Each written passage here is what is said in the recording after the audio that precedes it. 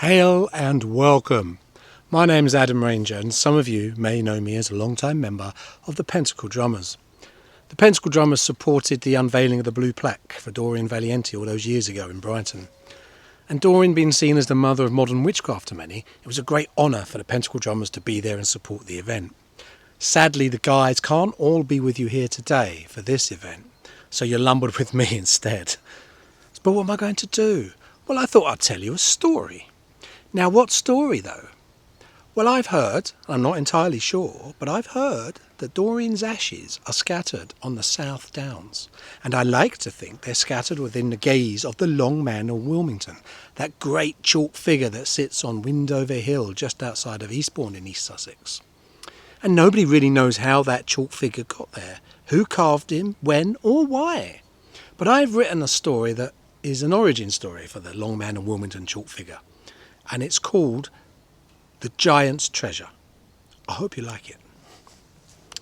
Many, many, many years ago, the villagers in what we now call Wilmington told a story of how a giant lived in the hills above their villages, and how this giant had stores of gold and silver stashed within the hills.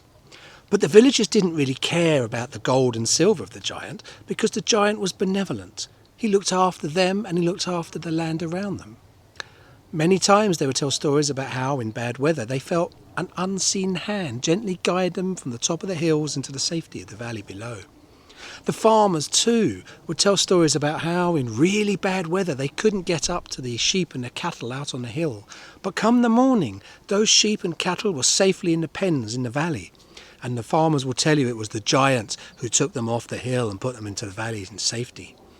So the villagers and the farmers of the area, they didn't care whether the giant had gold or silver, because that was his business. He was their giant. He was their friend.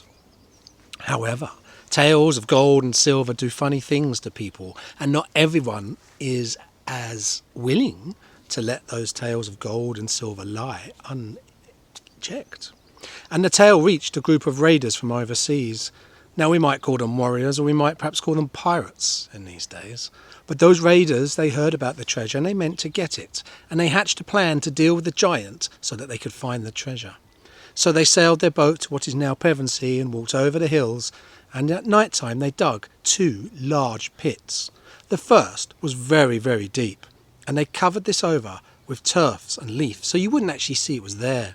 And the second pit in front of that was a lot shallower. And into that they herded cattle and sheep and pigs.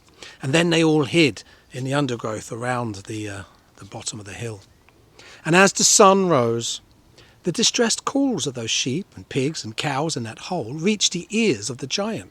And he came striding over the hill to see what the problem was. He saw the sheep and the cattle and the pigs in that hole, and he just wanted to help them. He strode forward without thinking. And the first thing he did, obviously, was tread on the coverings of the bigger hole, and he just went straight through it, right up to his neck. He couldn't move. And at that moment, when the giant was trapped, the warriors ran out of their hiding place, and they rained axes and spears and rocks on the giant, and they fired arrows into his head and into his eyes, and unable to protect himself in the hole, the giant soon passed from this land into the next. Well, the warriors gave a great big cheer, and the first thing they did was to quickly bury the giant, and then they set to look for his treasure. Well, they were unsuccessful, but they didn't care. They had plenty of supplies, and they said they would come back the next day and continue their search.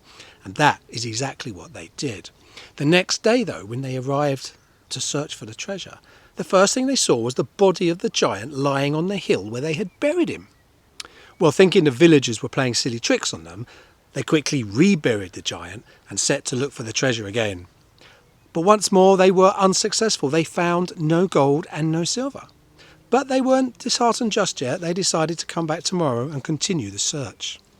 And that's what they did.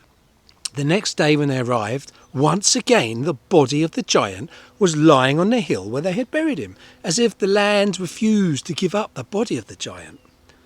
Now the raiders thought that the villagers were playing even more outrageous tricks on them, and they got cross this time. So they took out their axes and they chopped the body of the giant into many, many pieces. And they threw bits of the arms to the east and bits of the legs to the west and bits of the body to the south and the head to the north. Let the villagers put that back together again, they said. And once that grisly work was done, they set to look for the treasure once more. But again, they were unsuccessful and found no gold or treasure. Some of the men were getting a bit disheartened now and made grumblings about going home, but the warriors' leader, he said, listen, we will come back tomorrow and look for the treasure.